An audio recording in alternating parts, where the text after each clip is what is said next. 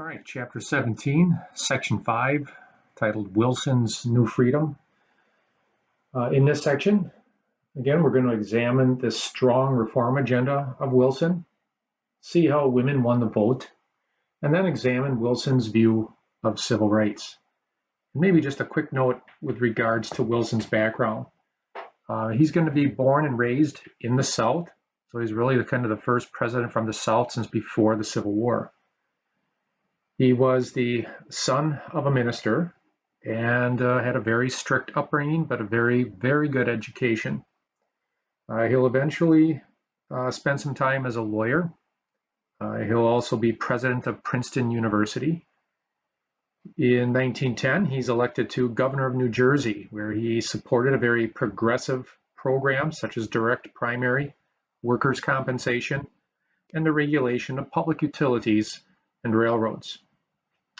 As America's newly elected president, he will move to enact his program of what's called New Freedom, which was a planned attack on what he called the triple wall of privilege: the trusts, in other words, monopolies, tariff, the high tariff, and the financial world.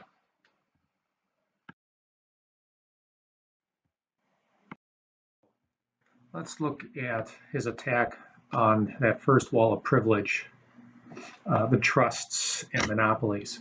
What legislation did Wilson use to attack these trusts and monopolies? Well, Congress will pass the Clayton Antitrust Act of 1914. The Clayton Antitrust Act was really passed to strengthen the Sherman Antitrust Act of 1890. And in this act, it prohibited corporations from acquiring stock of another if doing that would create a monopoly. It also really, and also officers could be prosecuted if they tried doing that. Labor unions could now exist, and they weren't subject to antitrust laws. Samuel Gompers, the head of the AFL, American Federation of Labor, would call this act Magna Carta for labor because it did so much for labor and labor unions. It also said that injunctions against strikes were now prohibited unless there was some kind of danger that was unavoidable. The other act is the Federal Trade Commission Act of 1914. The Federal Trade Commission Act will create what's called the Federal Trade Commission, which is basically a watchdog agency over Wall Street. And so they had the power to investigate possible violations of regulatory statutes, and could also require periodic reports from corporations to really kind of measure if they were, the value of their company matched the price of their stock, something like that. So it starts to put an end to unfair business practices. And under Wilson's administration, the FTC will administer over 400 cases of cease and desist orders. In other words, for some illegal activity or unfair business practices.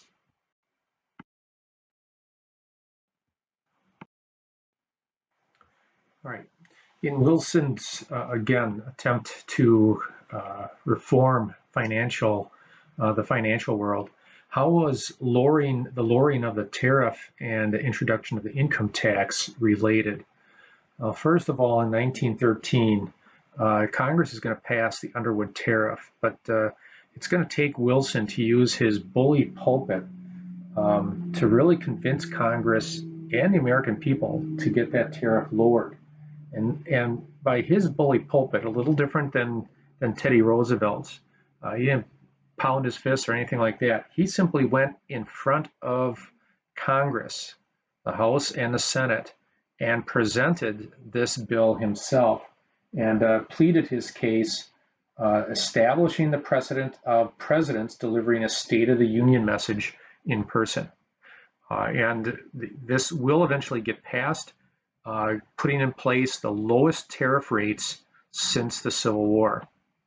Now, the problem is, by lowering that tariff, which was the government's main source of revenue, the government's going to have to find a new source to replace the revenue from tariffs.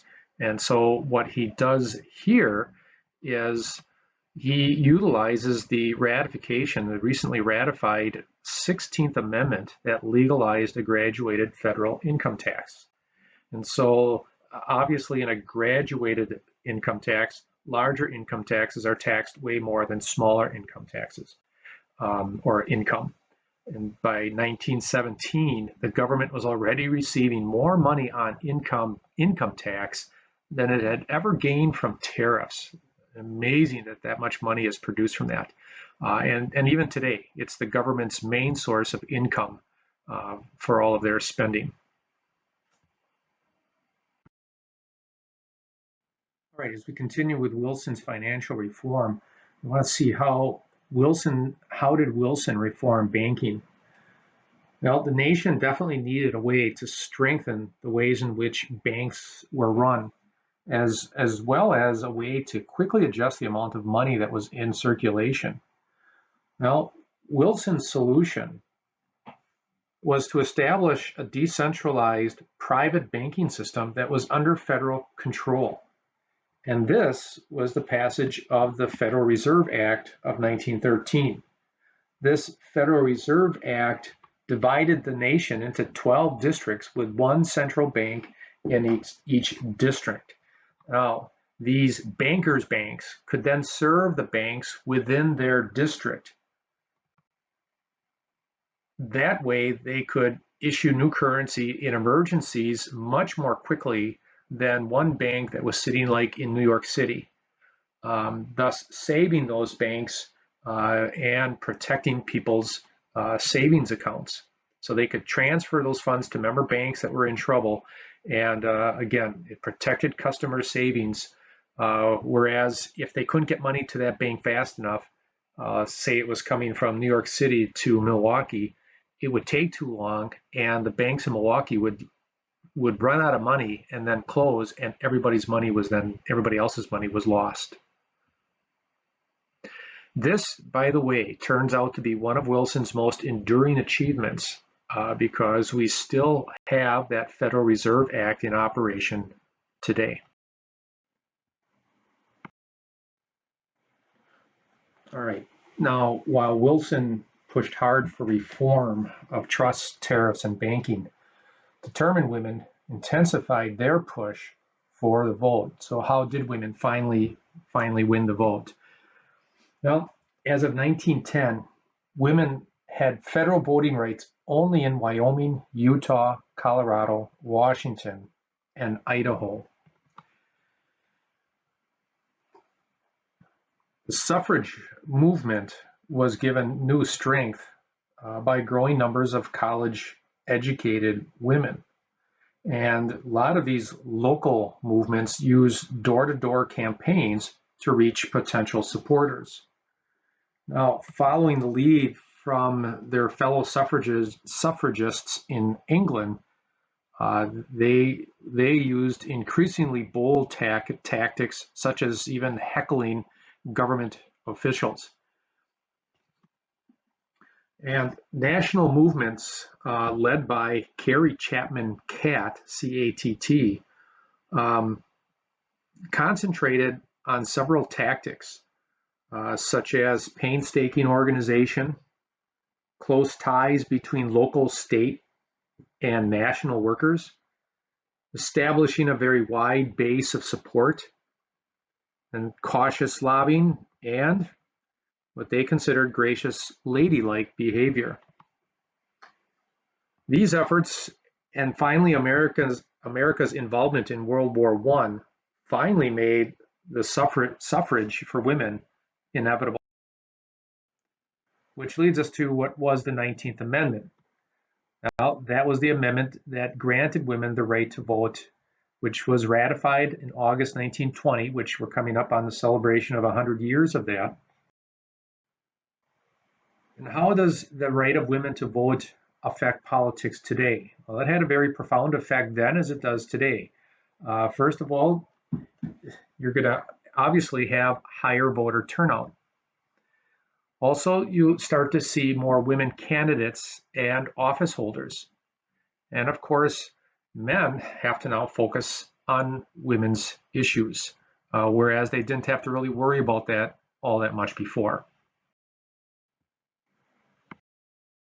Let's look at the limits of progressivism under Wilson. What was Wilson's position on civil rights? Well, despite Wilson's economic and political reform, Wilson will disappoint progressives that favored social reform, in particular on racial matters. During his campaign for the presidency in 1912, Wilson's going to win the support of blacks and also white liberals by promising to treat blacks equally and to speak out against lynching. But like Roosevelt and Taft, Wilson, once president, will retreat on civil rights as he gets into office. Some of those examples will be he opposed anti-lynching legislation, believing that that was a state matter, not a federal matter, and also then does not continue desegregating the federal government as he had kind of promised to. He'll also appoint to his staff white Southerners who will support segregation, making it difficult for him to really act on any of these progressive social reforms. Into the Black community, African Americans just feel betrayed that Wilson had made promises and then obviously didn't keep them. And that becomes kind of a theme in America's history for quite some time. So how did America's entry into World War I affect the reform movement? Well, as the war would dominate most of Wilson's second term, it obviously will put most of his attention on that versus progressive reform. And so World War I really brings an end to the progressive era.